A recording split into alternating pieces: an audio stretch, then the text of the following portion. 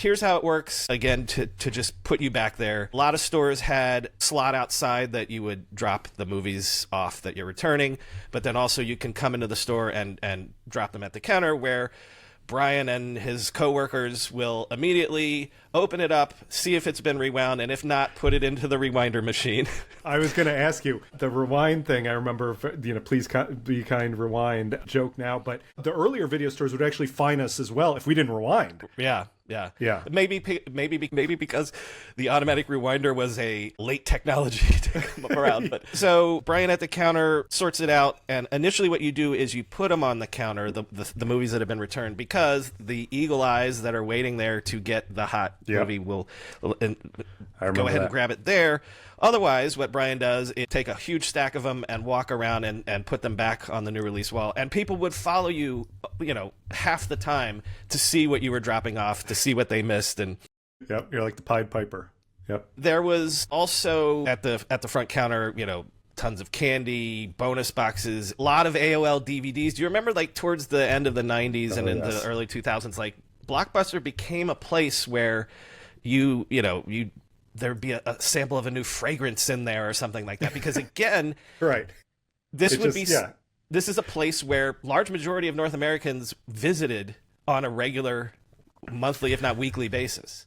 It's funny you say that. Now you're jogging my memory. I remember one of the reasons, actually, Flicks, which, it seems like this is sponsored by Flicks, but I swear they're not even in existence anymore, so it doesn't matter. But one of the reasons why I think it actually did well for so long against, the menacing Blockbuster was they also had very fresh popcorn. They had a popcorn machine, like an old school one, that they would make popcorn and put it in these great big giant tie bags that they would give to you with every rental. And so that alone, like, Blockbuster obviously had popcorn as well, but it was, if I remember right, they would only sell the microwavable bags. Right, yeah. That would then, you would take home. Whereas... I have to correct you. Some Blockbuster stores did do the thing of having a popcorn machine in there and would pop it just for the smell.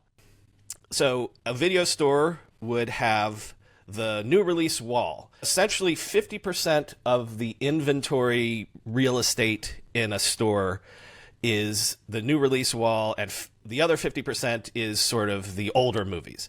But 85% of the actual inventory in terms of the cassettes themselves were the new releases. So Jurassic Park comes out, and we would have had, 400 copies of that? And then it was always interesting. You could, just walking down the new release aisle, you could see, well, that movie must not have done that well because it's only 2 rows of cassettes and things like that. It was entirely tied to the box office performance and what the store thought the rental on that would be. Yeah. But what this leads to, surely you can remember going to the video store to get Jurassic Park, and Jurassic Park isn't there. You go back the next time, still not there. There was a term for it, which was managed disappointment. And isn't it interesting that we'll end by talking about the how media now is unlimited selection, instant gratification.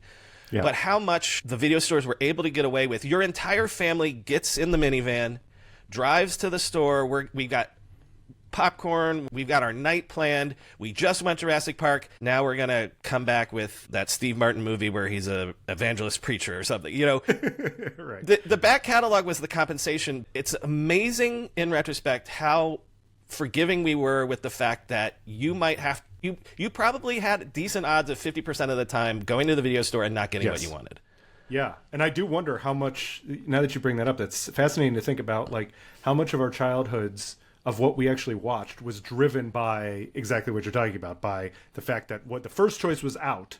So, we're basically relying on a recommendation, maybe from the store clerk, which I'm sure you did a lot of. And some people were great at that, but it's still like you were guided in a way, and that sort of sets you on a path to watching certain movies versus other movies.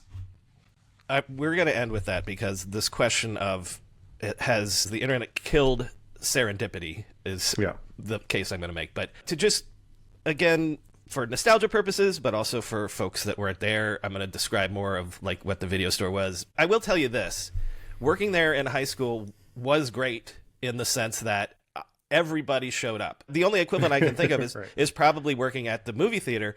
But like my junior year of high school, on a Friday night, Saturday night, MG, I would have seen you. I would have seen your girlfriend. I would have seen my, my T-ball coach. Everybody would have come through. And so, yes, I did. I had Brian's recommendations and things like that.